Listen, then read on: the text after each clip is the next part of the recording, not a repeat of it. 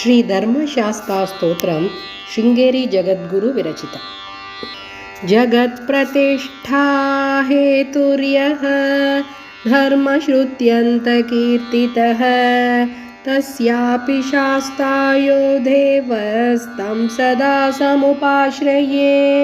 శ్రీశంకరార్యైః శివావతారైః ధర్మప్రచారాయ సమస్తకాలే సుస్థాపితం శృంగమహిद्रवर्ये పీఠం యదీంద్రాః పరిభూషయంతి తేష్వేవ కర్మంధివరేషు విద్యా తపోధనేషు ప్రతితానుభావః. విద్యాసు తీర్థోభినవోऽధ్యయోగి శాస్త్రారమాలోకయితుం ప్రతస్థే.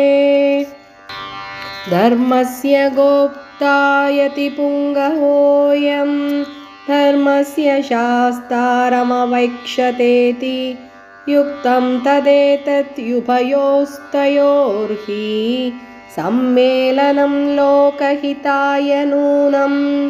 కాలేస్మిన్ కలిమలదూషితేభిధర్మః శ్రౌతోయం న ఖలు విలోపమాప తత్ర. హేతుః ఖల్వయమిహ నూనమేవ నాన్యః శాస్త్రాస్తే సకలజనైకవంద్యపాదః.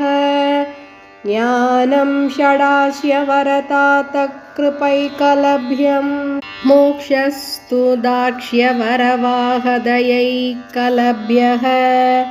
జ్ఞానం చ మోక్ష ఉభయం తు వినాశ్రమేణ ప్రాప్యం జనైః హరిహరాత్మజసత్ప్రసాదాత్.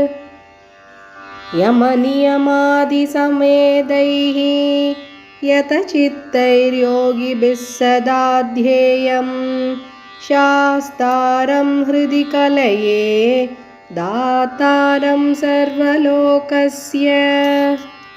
శబరగిరినివాసః సర్వలోకైకపూజ్యః నతజనసుఖకారీ నమ్రహృత్తాపహారీ. త్రిదశతిథిజసేవ్య స్వర్గమోక్షప్రదాతా హరిహరసుతదేవः సంతతం శం తనోతు. ఇతి శ్రీ జగద్గురు శ్రీ భారతీతీర్థమహాస్వామి విరచితం ధర్మశాస్త్రస్తోత్రం సంపూర్ణం.